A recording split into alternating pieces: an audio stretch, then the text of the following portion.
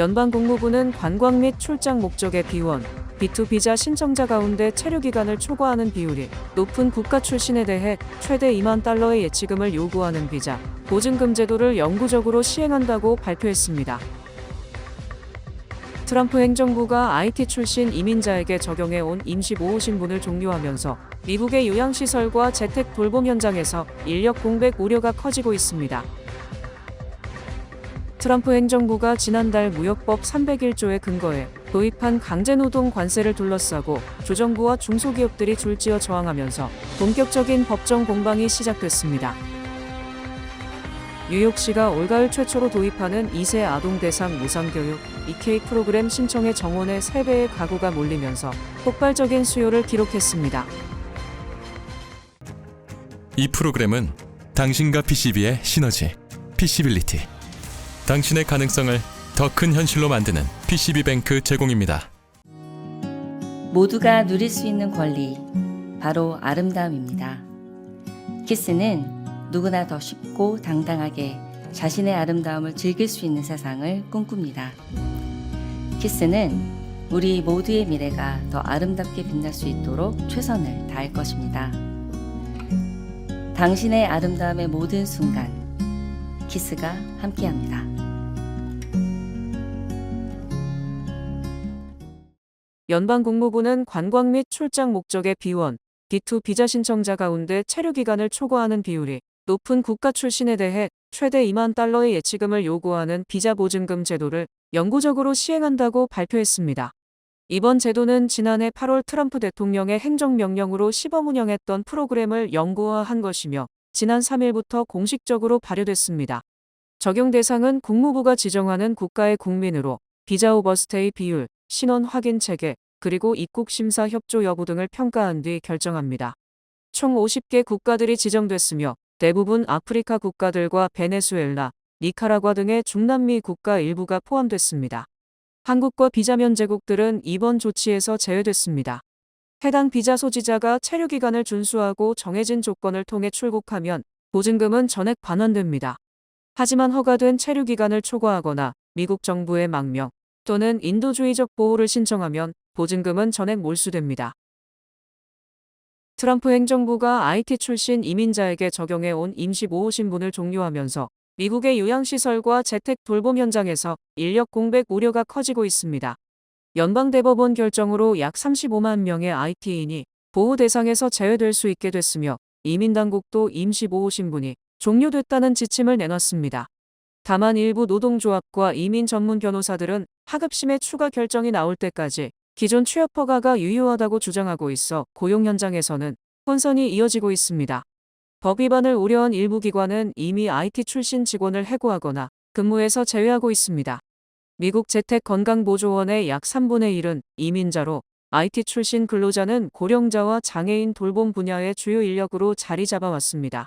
뉴욕 나누엣의 한 장애인 공동생활시설은 임시보호신분을 가진 간병인 19명을 잃을 가능성이 있으며 도브스페리의 요양시설은 전체 직원의 약 75%가 이민자로 구성돼 있습니다.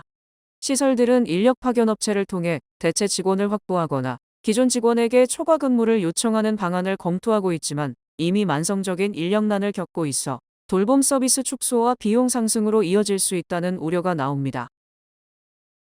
트럼프 행정부가 지난달 무역법 301조에 근거해 도입한 강제노동 관세를 둘러싸고 주정부와 중소기업들이 줄지어 저항하면서 본격적인 법정 공방이 시작됐습니다.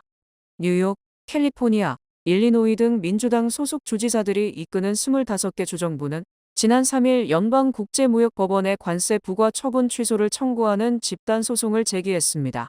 집단소송에 참여한 뉴욕주의 레티샤 법무장관은 이날 성명을 통해 행정부는 301조가 정한 관세 부과 요건을 준수하지 않았을 뿐만 아니라 강제노동 관행 근절이라는 명시된 목표 없이 새로운 관세를 시행함으로써 법안을 위반했다고 주장했습니다.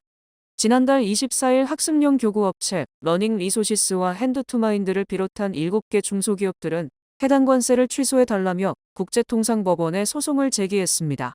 국제법센터 소장 베리 애플턴 교수는 무역법 301조는 과거 대통령들이 수십 년간 사용해온 법으로 의회가 조사와 협의, 공개 기록 등 안전장치를 마련해 두었다며 이번 재판은 대통령의 권한 자체보다 행정부가 정해진 절차를 제대로 준수했는지가 핵심 쟁점이 될 것이라고 설명했습니다.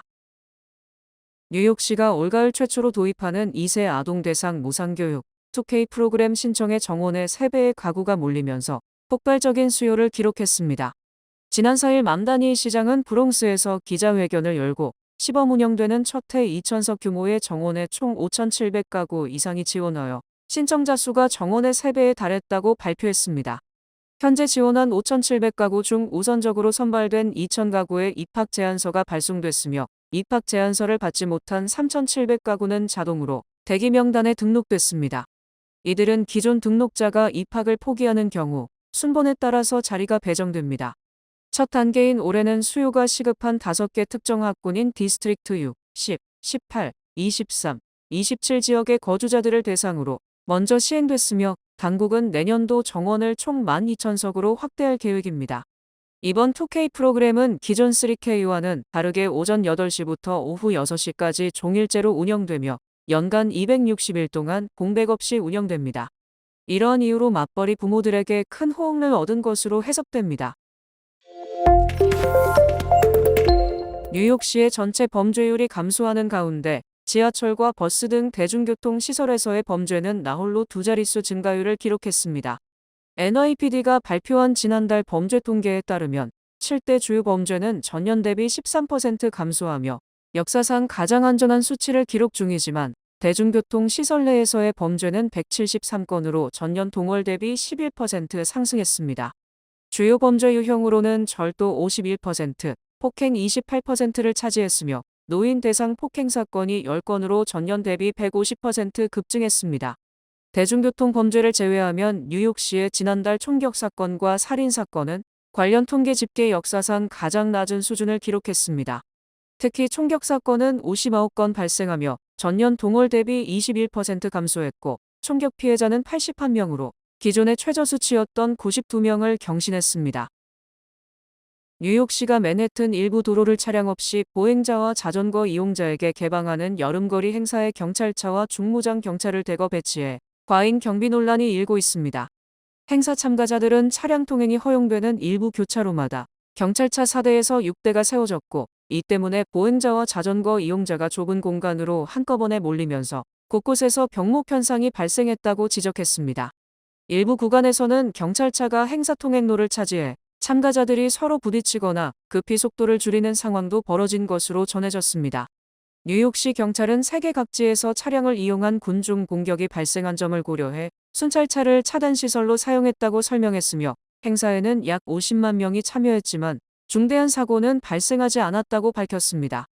조란 맘다니 뉴욕시장은 시민이 행사를 안전하게 즐길 수 있도록 필요한 조치였다는 입장을 나타냈습니다.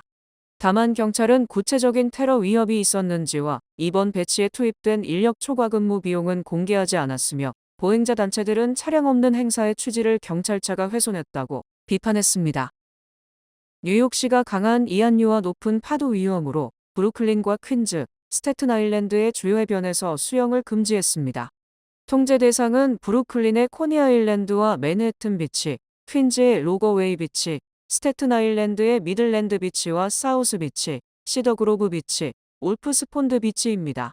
브롱스의 오차드 비치는 수영이 허용됐으며 통제된 해변에서도 모래사장과 보드워크 이용은 가능하도록 했습니다. 국립기상청은 뉴욕시와 롱아일랜드의 대서양 연안의 5피트에서 7피트의 높은 파도와 생명을 위협할 수 있는 이안류가 발생할 수 있다고 경고했습니다. 이안류는 해안에서 먼바다 방향으로 빠르게 흐르는 강한 물살로 수영을 잘하는 사람도 순식간에 해안에서 멀어질 수 있습니다. 뉴욕시 공원국은 단속 요원을 해변에 배치해 물에 들어가는 행위를 막고 방문객들에게 현장 직원과 구조요원의 지시를 따르도록 당부했습니다. 트럼프 대통령의 이민 정책에 대한 미국인의 지지율이 취임 초기보다 크게 낮아진 것으로 나타났습니다. AP와 시카고대 여론연구센터가 지난달 23일부터 27일까지 미국 성인 1,165명을 대상으로 실시한 조사에서 트럼프 대통령의 이민 정책을 지지한다고 답한 비율은 39%로 두 번째 임기 초기에 49%보다 10%포인트 떨어졌습니다. 미국인 절반가량은 불법 체류자 추방과 합법 이민 제한이 지나치다고 평가했으며 47%는 행정부가 불법 체류자 추방 과정에서 권한을 넘어섰다고 답했습니다. 전체 지지율은 하락했지만 공화당 지지층에서는 약 80%가 트럼프 대통령의 이민 정책을 긍정적으로 평가해 경제나 이란 정책보다 높은 지지를 보였습니다. 반면 미국인의 절반가량은 교통단속을 이용해 불법 체류자를 체포하거나 연방 이민요원을 대도시에 투입하는 방식이 지나치다고 답했습니다. 이민세관 단속국의 단속 방식에 대해서도 전체 응답자의 절반가량이 반대했고 찬성은 약 30%에 그쳐 이민정책의 방향보다 집행 방식에 대한 반발이 커진 것으로 분석됩니다. 이번 조사의 표본 오차는 전체 응답자 기준 플러스 마이너스 3.7%포인트입니다. 지난 3일에 오픈AI는 자사의 인공지능 모델 챗GPT 활성 이용자 수가 10억 명을 기록했으며 회원제에 가입되어 있는 기업이 200만 곳을 넘었다고 발표했습니다. 이는 2022년 11월 30일에 챗GPT 첫 모델을 공개한 이후 3년 8개월 만에 달성한 성과이며 페이스북 이용자가 10억 명에 이르는데 6년이 걸린 것과 비교하면 2년 이상 빠른 속도입니다.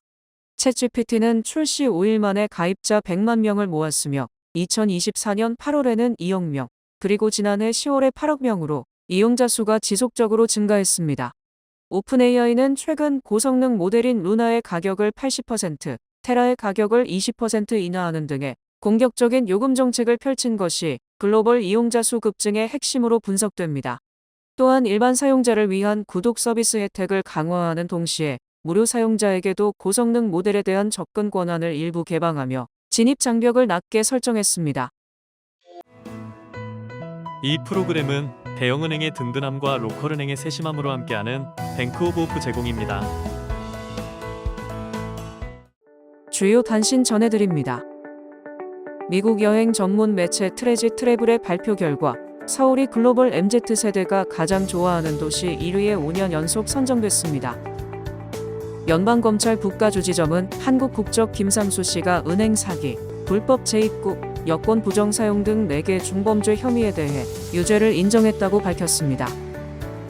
비영리 이민정책연구소 발표에 따르면 2024년 중반 기준 미국 내 한국 국적 불법 체류자는 14만 2천 명으로 집계되어 2023년보다 2만 6천 명 증가했습니다.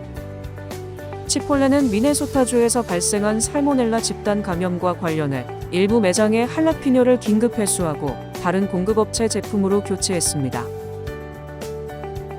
대만의 한 포켓몬 카드 매장 주인이 130억 원대의 선입금과 위탁카드를 들고 잠적해 현지 당국이 수사에 나섰습니다. 배우 김수현이 오랜 침묵을 깨고 필리핀에서 팬미팅을 개최한다는 소식을 SNS를 통해 알렸습니다. 미국의 6월 구인 공고 건수가 전달보다 17만 8천 건 감소한 735만 9천 건을 기록했습니다. 일본 자동차 제조업체 도요타는 미국과 인도 시장의 견고한 수요와 엔화 약세에 힘입어 분기 순이익이 76% 급증했다고 밝혔습니다.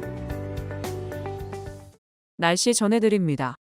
목요일인 내일은 약간 흐리며 일부 지역에 뇌우가 내리겠습니다. 낮 최고 기온은 89도, 최저 기온은 76도입니다. 해 뜨는 시간은 5시 57분, 해 지는 시간은 8시 6분입니다. 이상으로 주간 날씨와 세계 날씨 전해드립니다.